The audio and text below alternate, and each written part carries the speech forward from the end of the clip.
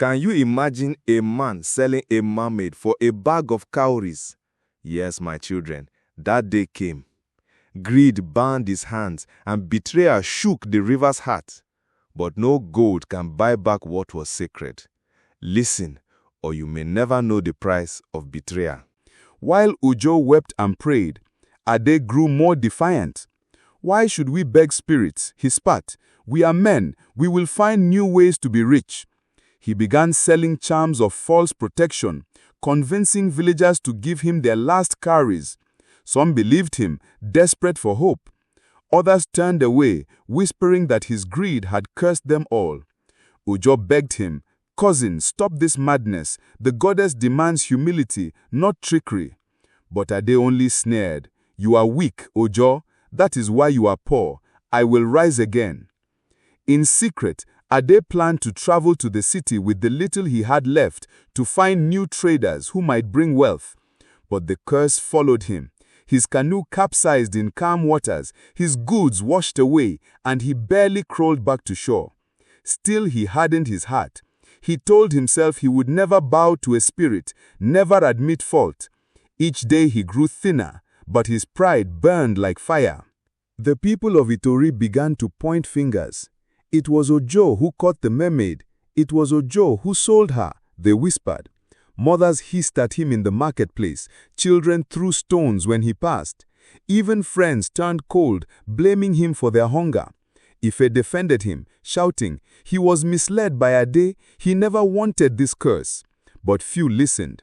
Ojo felt the weight of guilt press heavier than stones on his chest. One evening, the elders summoned him to the council fire. "Ojo," said the oldest, his face lined like the bark of an iroko tree, "you must find a way to lift this curse. If you fail, the village may cast you out." Ojo bowed his head. "I will do all I can, but where shall I find the goddess? How shall I plead?" The elders shook their heads. "That is for you to discover. The gods punish, but sometimes they forgive. Seek her with humility." Ojo left his heart pounding with fear. That night, Ojo dreamt of the mermaid. She floated above dark waters, her silver tail glowing faintly. Her voice was sorrowful but calm. "Fisherman, you betrayed me, yet your tears have reached the ears of my mother. If you truly seek forgiveness, walk barefoot into the forest of silence, fast for 7 days, bring a calabash of pure water to the river's edge, and pour it beneath the moonlight. Only then will the curse be lifted." Ojo woke drenched in sweat, the dream still echoing in his mind. He told Ife, who touched his face gently, "Then you must go, my husband. Our children's lives depend on it." She prepared a small calabash, clean and smooth, and placed it in his hands. "Go, and may the ancestors guide your steps." Ojo kissed his children, their eyes hollow with hunger, and set out at dawn. The villagers watched silently as he walked toward the forest, barefoot, alone, and trembling with both fear and hope. The forest swallowed Ojo in shadows. Tall trees stood like silent guards, their leaves whispering secrets. Birds that once sang were mute, and even the monkeys kept their distance. Ojo felt small, like a child wandering in a world not his own. He walked barefoot on thorns and stones, each step a prayer. For 3 days he ate nothing, drinking only dew from leaves. His stomach growled, but his spirit whispered, "Endure." On the 4th day, he collapsed beside a stream, his lips dry, his body weak.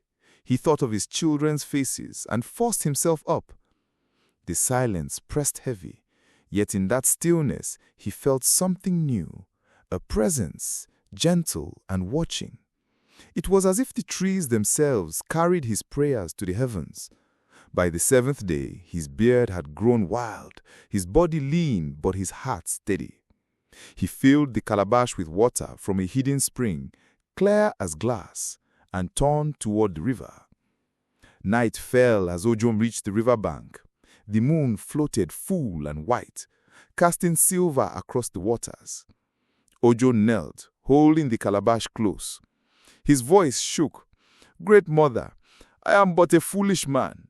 I betrayed your daughter for cowries that turned to dust. Forgive me. Do not let my people perish for my sin." He poured the water slowly into the river. The ripples glowed, spreading like light across the surface.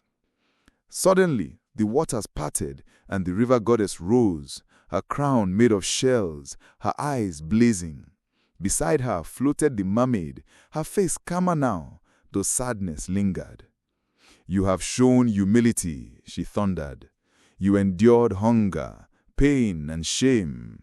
Your tears have softened my wrath." She stretched her hands, and the river calmed. Fish leapt joyfully, filling the waters again. "The curse is lifted," she said. The villagers watching from afar gasped in relief. Ojo wept, bowing low, his tears mixing with river. While the people rejoiced, Ade sneered. "So the weak man bows and the spirit forgives. I will never bend my knee." He shouted at the goddess. "You caused me unfairly. I wanted only wealth." The goddess's gaze turned cold. "Your heart remains hardened. Redemption is not given to pride. You shall wither until you learn humility." From that day, Ade grew weaker. His skin dried, his eyes sank, his strength faded. He begged for food, but few pitied him, for they remembered his greed. Ojo tried to help, offering him yam and palm wine, but Ade spat it out. "Keep your pity. I will find my own path." But the path only led to silence. For in time, Ade wasted away, his voice swallowed by the wind. The villagers whispered, "He who mocks forgiveness drinks his own poison." With the curse lifted, life returned to Itori. Nets came back heavy with tilapia and catfish. The farmlands turned green, sprouting yams, maize and groundnuts. Children laughed again, chasing goats through the square. The talking drums beat in celebration, and women wore bright wrappers, their beads clinking as they danced. Smoke rose from cooking fires as stews of palm oil and okra filled the air with delicious scents. The elders called Ojo to the council. "You brought us redemption. You bore the shame, the hunger and the pain, and you sought forgiveness. You are a true son of Itori." They offered him the seat of honor among them. But Ojo shook his head. "I am no hero. I am only a man who made a mistake and begged for mercy." His humility touched them more than any speech. The village prospered, and Ojo returned to his family, grateful for simple blessings. One evening, as Ojo mended his nets, the mermaid appeared by the shore. She smiled, no longer in chains, but free, her scales glowing like the dawn. "Fisherman," she said softly, "though you betrayed me, your tears mended the bond between our worlds. My mother has lifted the curse, but I bring you one gift." She handed him a small shell, shimmering with rainbow light. "Whenever you face hunger, pour water into this shell, and food shall come. But use it with gratitude, not greed." Ojo bowed deeply, thanking her. That night, he poured water into the shell, and out came steaming yam and fish stew, enough to feed his family. Tears filled his eyes as the fair and the children ate with joy. He knew this gift was not for riches, but for survival, a reminder of mercy. He swore never again to let greed rule his heart. "My children," Ojo wept with gratitude, for the curse was broken, and the river blessed the village again. But what the mermaid placed in his hands was no ordinary shell. It was a gift that could feed 1,000 mouths, or destroy them if greed returned. What became of this shell? Did Ojo guard it with humility, or would another heart of envy rise to twist its power? You will discover in part 3, the final chapter of this tale.